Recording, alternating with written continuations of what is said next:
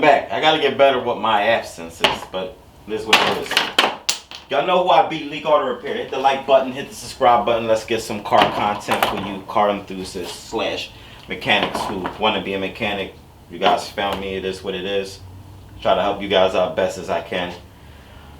2000, and I'm gonna walk away from this. 2010, I believe, but this body style right here, Honda Accord, goes from 2008 to 2012. This body style in particular, I'm gonna make sure we're zoomed in, and I apologize.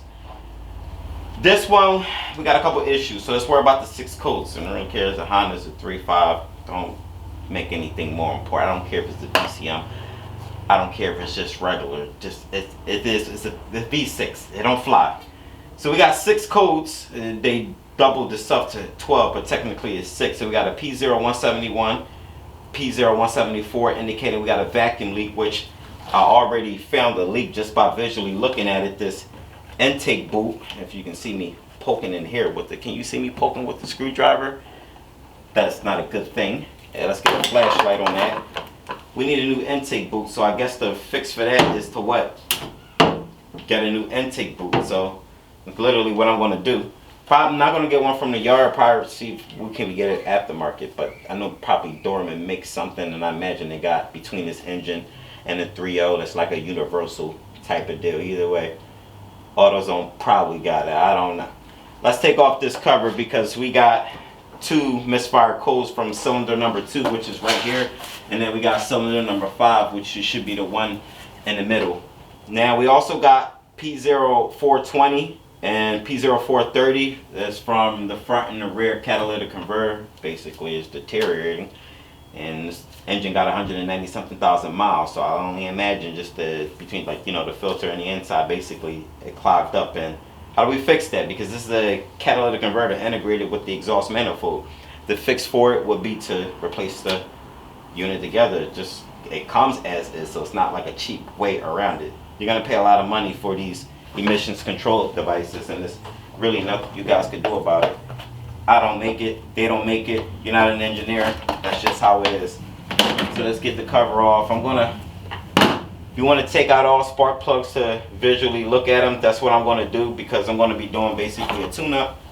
The owner basically supplies some AutoZone's spark plugs and 6 ignition coils. So that's literally what we're going to be replacing. So let's get these off. Now you got like some nuts. Let's set that off there. Honda like to be special. You see this one is going to come off with the whole, this one going to come off with the whole stud. You can just tell. There we go. Yeah, came off just like that. But we'll leave that off to the side. I'm going to stick this right there for now. And get this one. That there. Pull this out. Here we go. And them connectors might be brittle, but if you've been watching me, we know about the soapy method. Let's get a pick to pick this out. I'm going to use a pick. Why? Because I'm going to lift up on a tab. This tab is brittle, but the pick helps. Spark plug number 2. So you're going to need a 5/8 spark plug socket, and I believe you should already know that because your ass scrambled online looking for videos, right? Exactly. So don't bullshit me.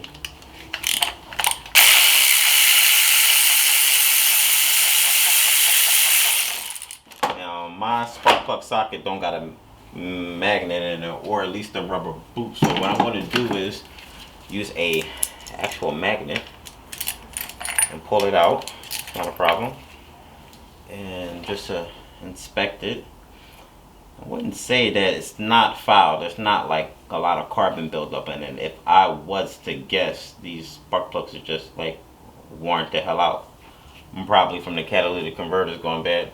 Could be, but it clogging. You can wear, cat can wear out plugs super fast. That's just how it is. And a car running lean as well will wear, multiple things will wear out a spark plug though. So you just kind of, if your engine ain't running right, good luck.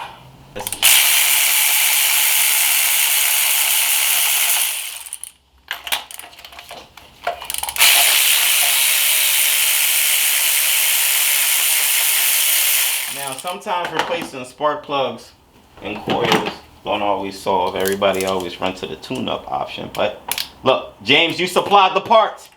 I'm just installing them. It is what it is. So, got the multi-pack ignition coils with 6 spark plugs. And no need to like think about it twice. I'm gonna load these up the same way I took the fronts off. You're gonna do bank 1 as well. So working with bank 2. Compare the spark plugs. Make sure they are the same length. Make sure they look alike, like identical. You do not gap spark plugs with iridium tip. Want to know what the hell I'm talking about? If you got a skinny ass, pointy ass tip that look like a pencil basically or something, do not try to gap these. Put the damn spark plugs in just like that and move the hell on and call it a day. I don't know why people still buying spark plugs that need to be gapped. This does not make any sense. But spark plug is a spark plug, so I guess it is what it is. So let me load the last spark cylinder up with the spark plug, and then we're gonna move to the rear. When I'm tightening these down, it's like no special way. I just tighten them down regularly, like a regular bolt. But I don't go full throttle on if I'm using an electric ratchet, but usually just hand twist them in there. Just put the socket with the extension on there and rotate it about like 6 turns and then thread it. But I know how to catch the threads with my gun, so I'm used to it. Or at least electric ratchet. Let me see. Here we go. You don't have to turn it too much. Once it stops, give it like a 1/4 inch turn and call it a day.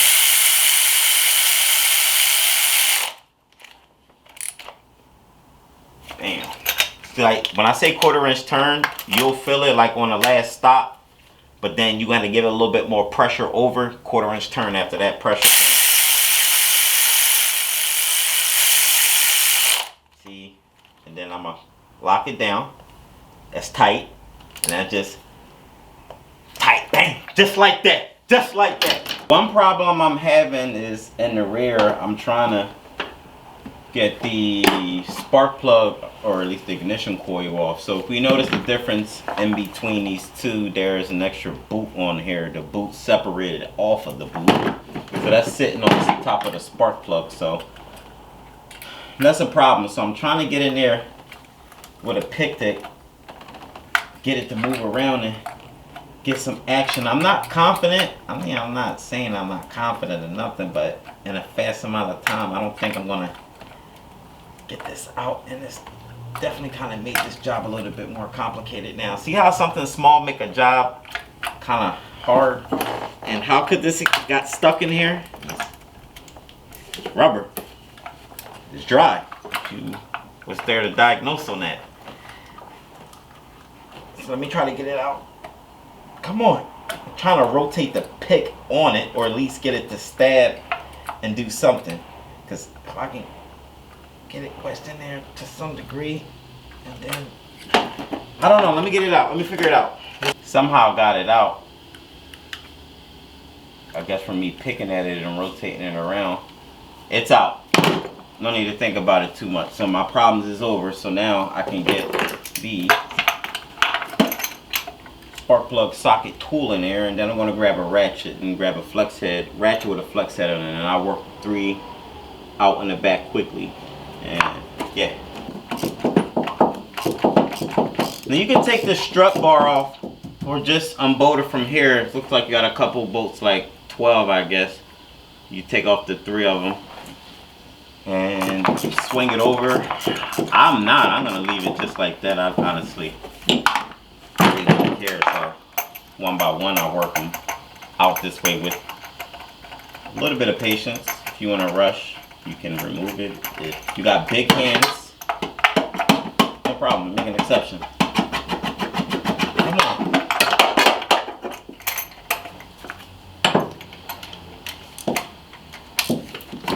So I want to drop the new plugs in. 1, 2,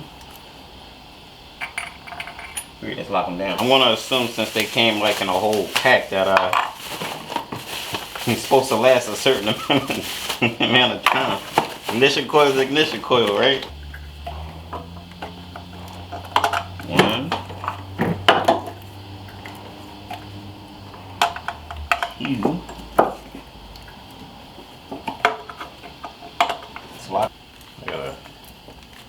with the stud that came out with the bolt. I'll put that same one back in there, but let me tighten them down. Let's start her up. I'm not going to clear the engine light. Actually, I want to put some tape on this boot and then I clear the light. I want to clean it just so the tape can stick a little bit better and not collect like dirt and dust. So I'm just going to wipe it down, and then I got Gorilla tape right here. I use this on various cars for certain stuff, but this tape is like super thick. It's pretty good. Like I said, this is a temporary fix until you actually get the boot itself. So it rips pretty good. You don't need a razor, but this is annoying to do with gloves. And they're gonna be like, why the hell are you doing it with gloves? It's exactly, it is what it is. So I'm gonna take a section, a piece like this. And you might have to like lap it up or double it up. But I'm gonna start right there. And then press it in there, right? Bam! Keep pushing it in there and get it to like stick it on there pretty much. There's no other way to put it. Oh, the glove came off with it on a rubber part right here. Let me see if I can get that off. Alright, we off. Move.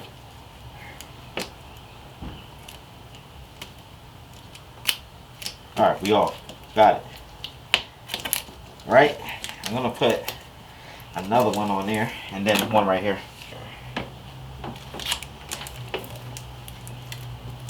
Get your ass in there. I'm trying to get it right in that crack. Pause. It likes it weird. Shit to say. Get your ass in there. Like I said, I'm gonna double it up, and we're gonna start it up. I already cleared the engine light.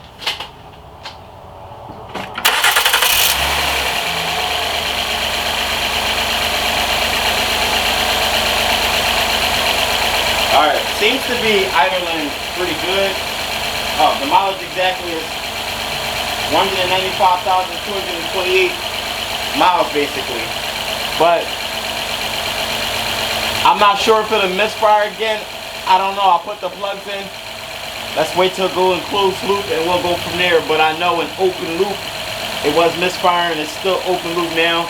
After the spark plug replacement and coil packs, it's not misfiring. But let's go into a closed loop. I guess it sounds good. Whatever, it sounds pretty normal. Let's give it some gas and rev it up high.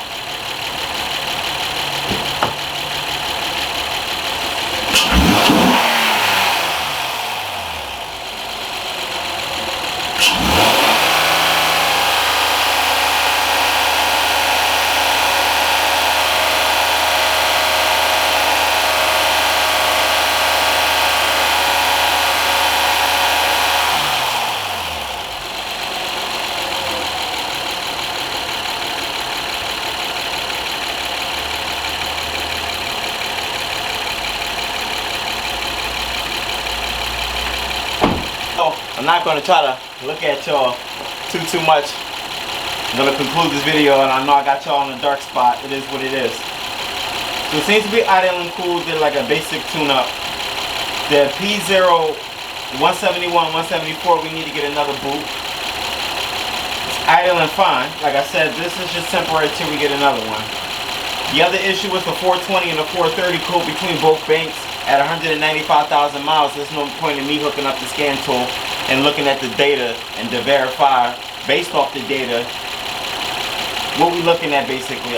There's no need for me to waste time on a scan tool trying to figure out or just verifying it. I don't need to do that because I got 195,000 miles on it. This is way out of spec or way out of warranty, way out of mileage. And usually catalytic converters clog on high mileage engines. That's just how it is. So I'm not going to worry about it too much. It's probably going to come on at a later date. Either way, I'll tell him you worry about that on your own. I know whatever it is you do, you do. But to fix the 420, 430 code, you get new catalytic converters. So I'm pretty much done. Going to back this out and move the hell forward.